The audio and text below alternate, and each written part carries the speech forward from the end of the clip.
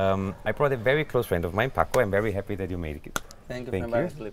Paco, of course, has a long career, and it was not always easy. He had a lot of transitions, and actually he came from one side and moved to another one, also with having residencies. And I think this is a really, really interesting story to hear. And I want to share this with you, actually, so that you get a little impression. It was like 99 or something like that. It was my first year of residency here in Ibiza. I was working for Amnesia. And of course, I arrived the last one. I was the 5th or even 6th DJ resident, so like the last one, nobody. But then one night, one day, before to start to play, I got a call from the director of the Amnesia telling me that I had to go to play to a birthday party. And I was like, come on, I need to work tonight. I have no time to work to a birthday party. And he says, no, Martins needs you because we tried to find some of the other DJs, the most older DJs having residency, but anybody was picking the phone. Probably they know what was happening, they was afraid of something. But the situation was that I had to go to play for the Onasi's son. So the girl, it was her 15 years birthday party. And in, I would say 1 hour maximum, I had to find the music to play for a group of kids between 10 and 15 years and a group of old people and rich people, you know. So between 50, 40, 40 something and 60. So I was having, wow, what I have to do, because this is something that I really want to make everybody happy, because it was a good step. It was a very important people in this party, as probably you know all of them. So I decided to play for the kids the hits of the radio that I was listening that summer here in Ibiza, and for the old people, a mix of classic of house and garage. So the result was fantastic. The girl, even the father, asked to Martin, like, hey, we really, really want a CD for this guy. We love the music he plays. Martin is the owner of the Martin Amnesia. was the owner of Amnesia, yes. So he was, of course, super proud of his resident DJ. So in the way back to Amnesia, he was like, you know, I don't know who is playing right now. I don't care who is playing right now. And since that moment, you are the first resident of Amnesia. So just we arrived to the club, start to play. So, you know, you always have to be ready. And always you have to have the intelligence to analyze where are you going to play. Because the only way, or on my case, the only way that I see results in my career is because I was able to do everything. I was able to play for warm-up steps, to the mainstream, to everything, you know. Amnesia was really hard for me. This period in the island was really, really hard for me, because every day I was the resident, so I had to go to open the nights at 11. And in that period, Amnesia was closing when people was leaving, so it could be 11, 12, 1 p.m. This is not actually the most difficult part. The difficult part for me was to have to play kind of music that I didn't like in that time, because I was the resident of the club, so I had to open sometimes for Tiesto, like I had to open for Sven, or like I had to open for Egrin Morillo. So all of them are totally different. So I was learning a lot about how manage a dance floor, because a good DJ, in my opinion, is the one that in any situation can make the people happy and dance. And I always very, very thankful to Amnesia for giving me this opportunity, because in 4 years of my residency, I learned a lot. I knew what I have to play in different situations with different crowds, and it was like the university for me.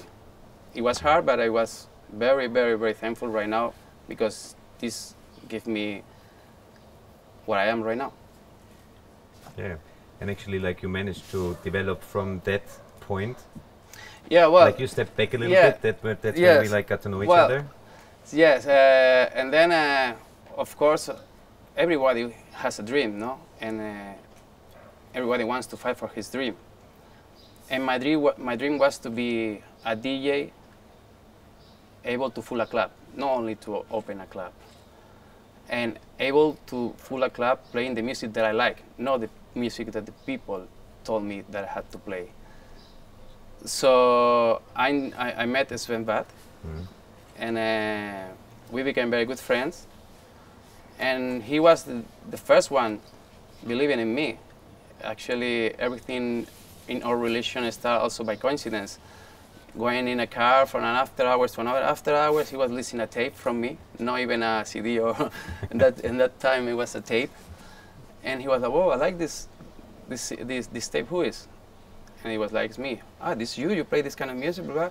And then we started to be friends, and he was giving me to him, he was giving to me all his repeat promos he was getting.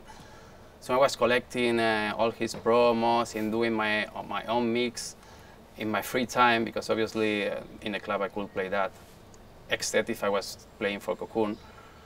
Because right now techno is very, very big here in Ibiza, but in the 99 was nothing, like nothing. I remember the first night that Cocoon played, the first year that Cocoon was having the residency in Amnesia, he was sharing the night with another promoter. I can't really remember what was the name, but for the first year, it was Cocoon on the main room, and in the terrace was another promoter, because we never had more than 1,000 people the first year, 1,000. At the first party, I think it was 800 people, 900 people. Thinking that in that time, here in a Privilege was having a Manumission. It was like super huge, like 8,000, 9,000 people every Monday. So for Amnesia was kind of hard, or for Sven was kind of hard to introduce a different kind of music and then bring to the club a different type of crowd. So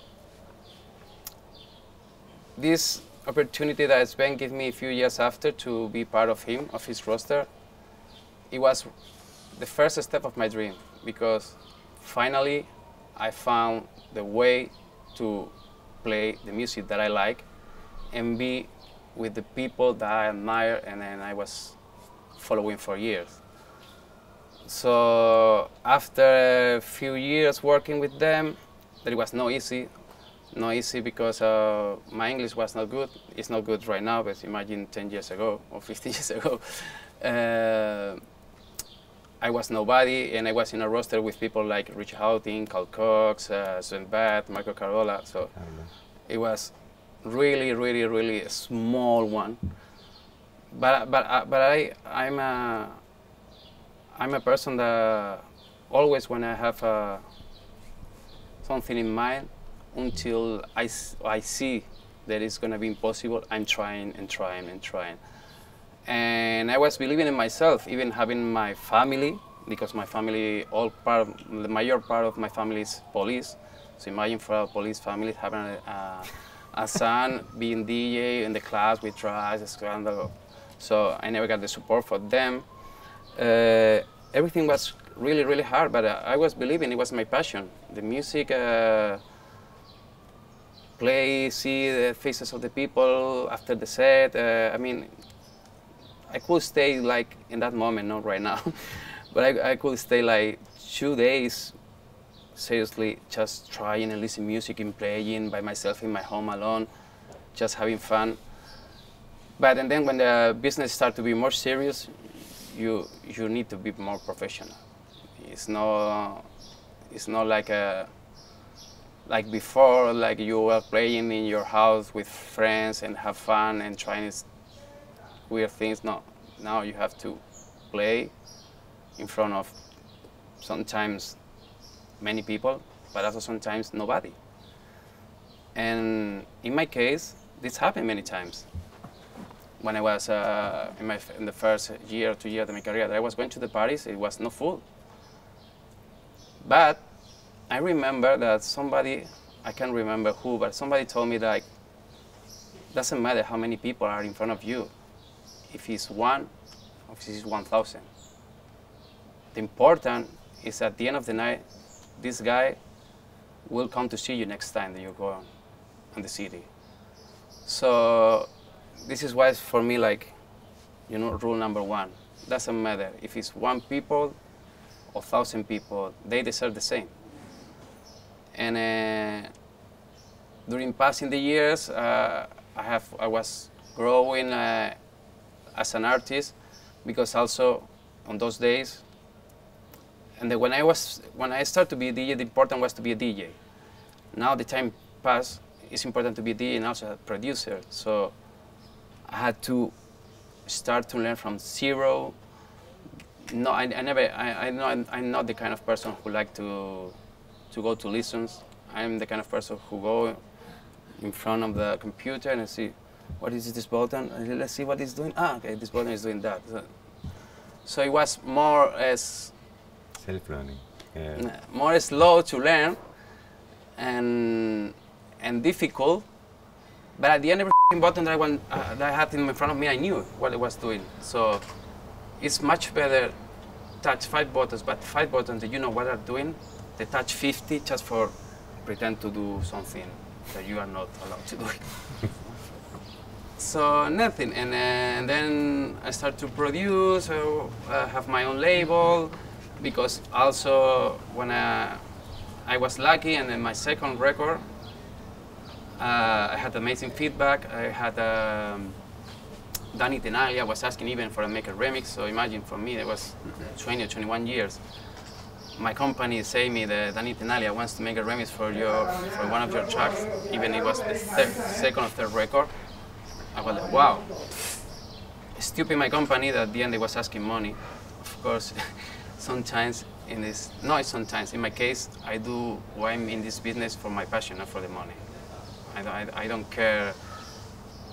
I prefer to get less money and play in the right party than get a huge money, private jet, and play just right in front of people that don't know what I'm doing. I will feel like I'm selling myself, and no, right now I don't like that. So anyway, the point is like I have to start to produce, to try to learn, make my own music, and then when I signed a contract with this company that happened this with Tenaglia, and I get very, very pissed because of course lost the opportunity to have a remix it from Danny Tenaglia. It was very, very pissed me off. So I left the company because I didn't trust them, and also they was asking me each time that we were having meeting to produce or thinking in the new record, they was asking for the same kind of music. You know, no, if this formula is working, you have to do the same. So no, because if this formula is working, it's working for 1 year, maybe 2 years, but not forever. So I was having in mind to be able, as same as a DJ, be able also to produce different kind of music. Of course, music that you play, music that you like. But in my case, I like a lot minimal, I like a lot tech house, I like a lot house, I like a lot techno, hard techno. I'm never gonna produce trance or this kind of music because it's not me. But into the techno, all 5 genres could work in a set. So I start to learn all this, and what I want to do is release music of different type of music, of genre, sorry. So the only way to do that was open my own label, because and then I don't have anybody telling me the rules. It was hard. It was hard because start from zero, everything was going from my pocket. From my pocket. No, I didn't have a big company telling me, okay, I give you the studio, visit here, we give you this producer to help you, whatever. No, no. It just was me, and I had to go and press. I was paying the presses. It was really, really hard. But it was my passion. It was what my dream. And again, as I told before, when I have something in mind, I try to do it.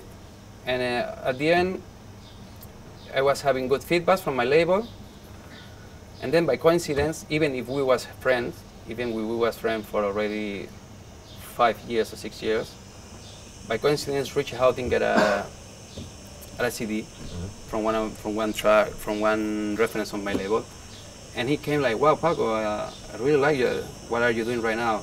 Why you don't start to send to me tracks for minus or +8?" And then it was since that moment I started to work with him, and everything happened in the last 8 years. I think it's easy to know, traveling, playing. Yeah, it's resulting in tonight, actually, you opening up Enter. Yeah. Yeah. Tonight is, now I'm again 1 more year resident, but not resident for a club. I'm a resident for a party. And I'm a resident in a party of my friends.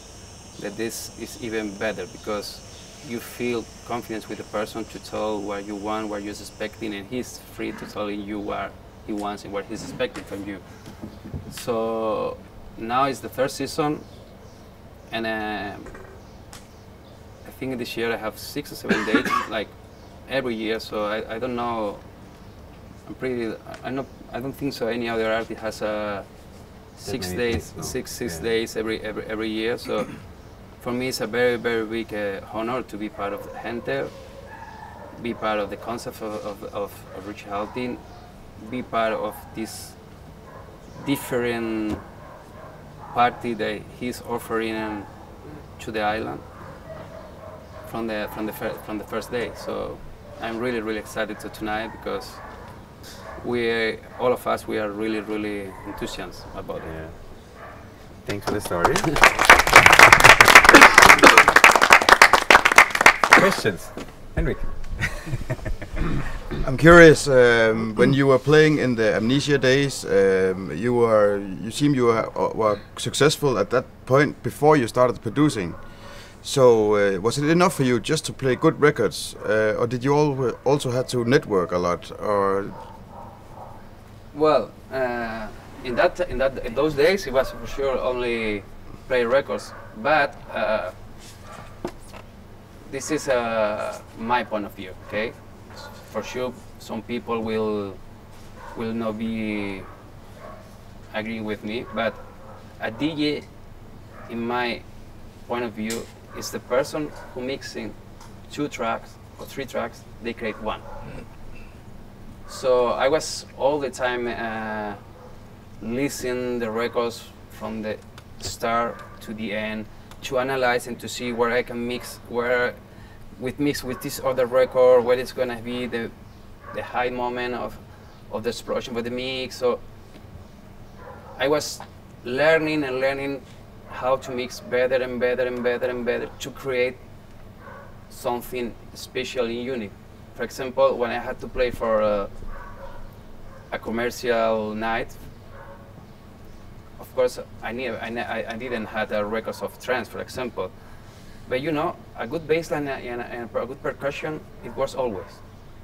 So what I was doing, I was mixing this percussion, this track with percussion loop, mixing with acapellas, creating effects, and doing something different. The people was thinking it was more easy, but no, it was totally the opposite. It was much more hard to do that. But I was feeling very good with me because I was saying they are dancing what I want. No, I'm playing what they are expecting. So that's it. Yes, I just want to thank you for giving me feedback on one of my tracks. It was on Disclosure, UK from Moment 16B label. So you gave some feedback on my track, so I just wanted to thank you. Thank you so much. I don't know because I got like 100 promos every day, so pretty much. So difficult, but Thank you. cool. I wanted to ask one question. Do you always collect different styles of music, or before the gig, when you know week before that you will open, let's say Tiesto, then in this week you're just looking for some kind of music to open the party, or are you always just every day collecting some kind of styles of music? No, of course I collect all of kind of music because, for example, tonight we'll play different. I will do a different set. That, for example, I did last weekend. I'm playing for a weekend festival in Amsterdam. You know, the situation is different, and somehow Star could help me to play in an evening party like I did in Awakenings with the sun, with happiness. Tonight is another concept. It's night, darkness. So I collect everything, and even with the new technologies, I'm able to do my own edits. So, for example, you can send me a track of you, and I like only from the minute 3 to the minute 5. I cut it with Ableton quick, and then I start to make edits by myself.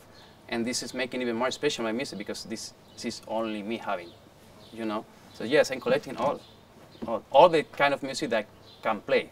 Yeah. Okay, thanks. Javi? Do you prefer to play in a small club where maybe you can connect better with the crowd, or do you prefer to play at a huge festival? Or to be honest, probably I will tell you a small club, and everybody will say, hey, yeah, because it's a small club. But I also like to play in the difference is when you have a small club, as you say, you can connect more with the people.